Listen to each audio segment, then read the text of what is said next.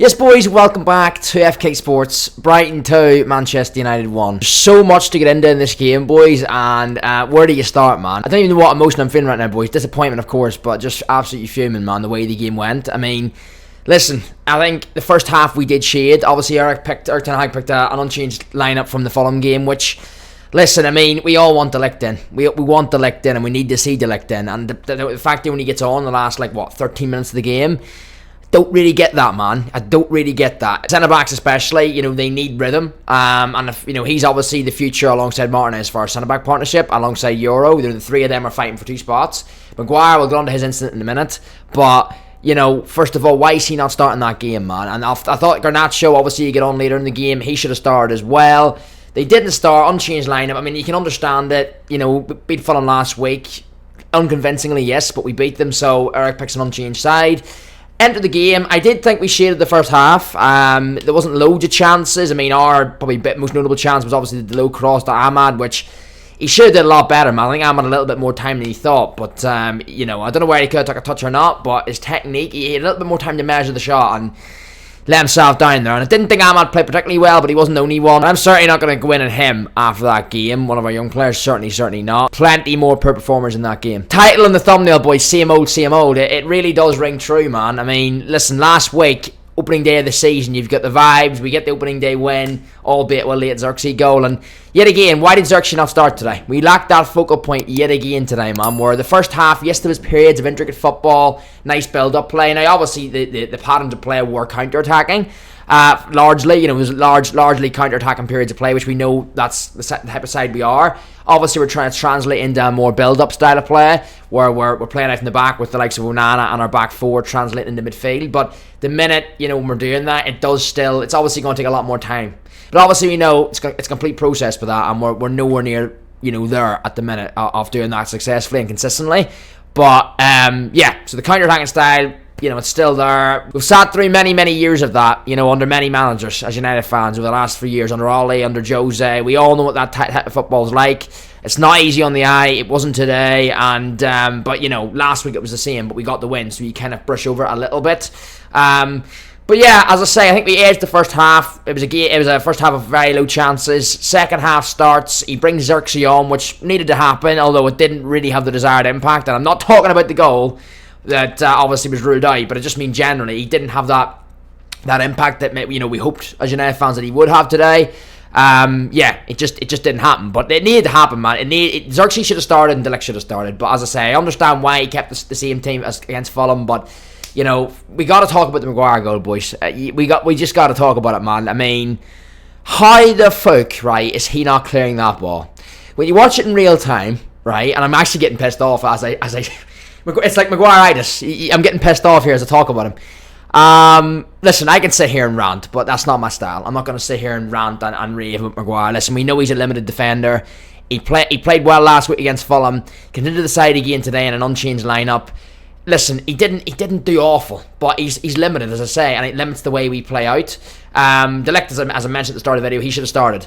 But how does Maguire not clear that? In real time, I was looking at it thinking, right, before in the second phase of play, before the cutback to Welbeck for the goal, that moment Maguire, it just doesn't do anything with the cross. It looked weird. It just looked off. Like, the ball comes in and he just kind of lets it go. Like, as a defender, as a centre back, you don't let that ball go, man.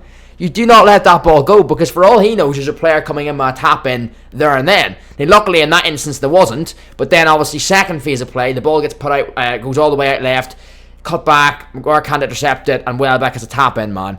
But that ball, listen, left foot, right foot, boot that ball away.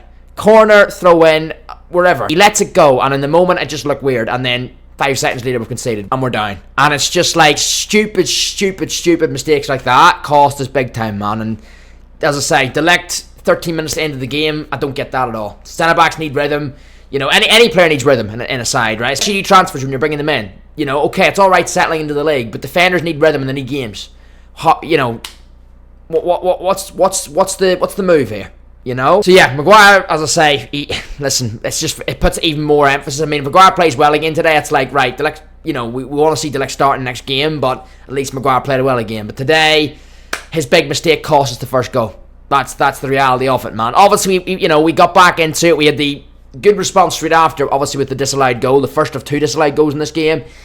Obviously the Rashford one is what it is. I mean, it was the correct decision, so I can't really say much more on that. So obviously that happened in the 65th minute. Garnacho on and Rashford off. Rashford again today, just poor, man. Just poor. And the body language again, man, just not good.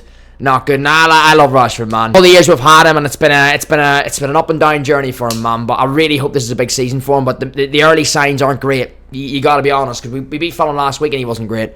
Wasn't great again today, man. But Garnacho should have come on for me at halftime alongside Zirkzee. He should have started the game, but obviously he didn't. So halftime change should have happened. It didn't. As I said, at least he's doing it a little bit earlier than he did last season with these subs. But yeah, Garnacho come on. He did all right. But we got to talk about the Zirkzee moment, boys, right? Now, listen, some people might overlook this because it happened in the same kind of, in the next phase of play after or before our, the Zirkzee moment happened. But right before the Zirkzee moment, I don't know where any boys called it, but we were very, very open at the back.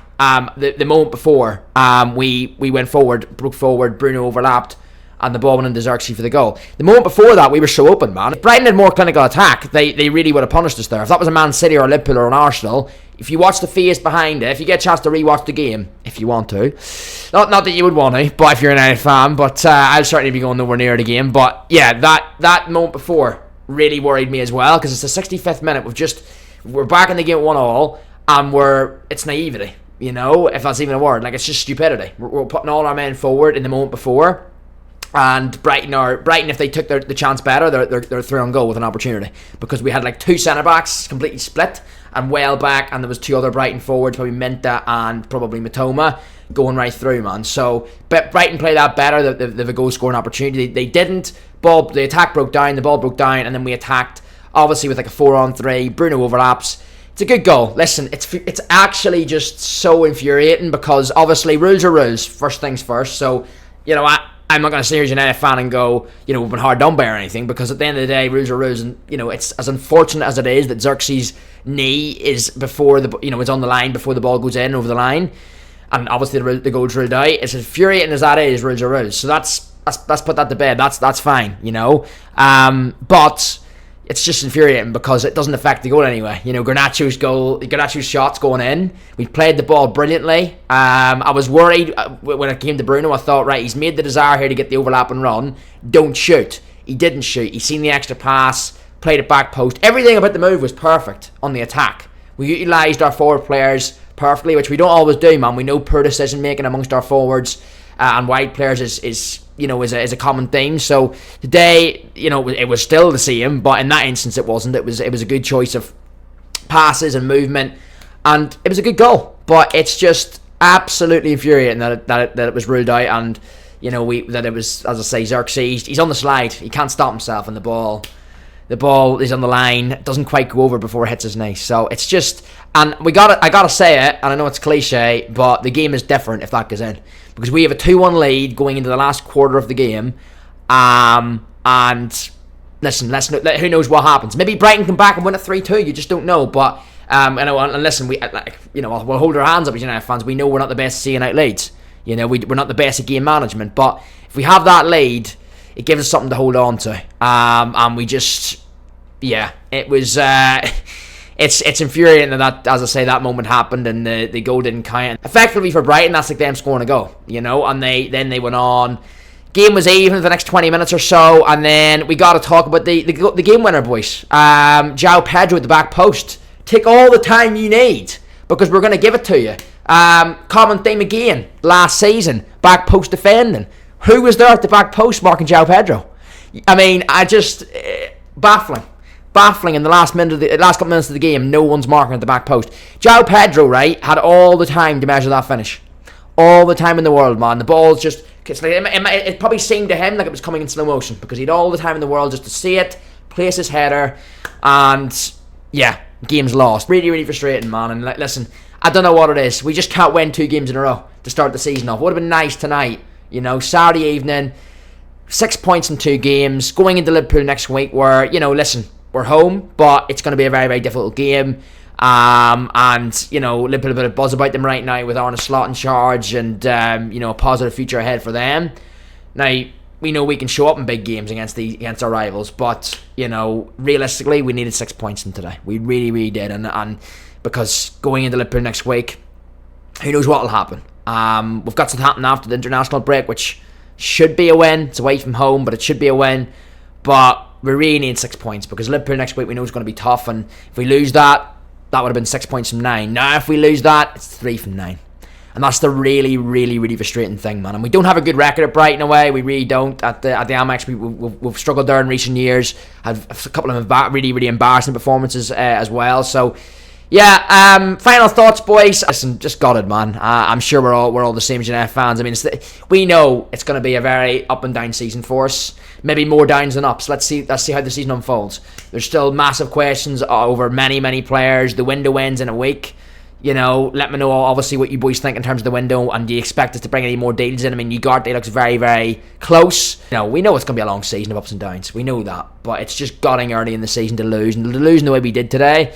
Not a good performance one bit, but sometimes early in the season, I always say before the first international break, if you can win your games, even if it's not convincing, but just get your games won, because these first 3-4 games of the season, most likely, you don't have your full squad assembled. You're still maybe waiting on a few transfers coming in. The players aren't still ultra sharp. They need those opening 3, 4, 5 games to get really, really sharp. And we didn't do that today. We lost the game, and it puts a downer in the whole weekend for us United fans, doesn't it? And now we get to see everyone else play. And last week it was nice.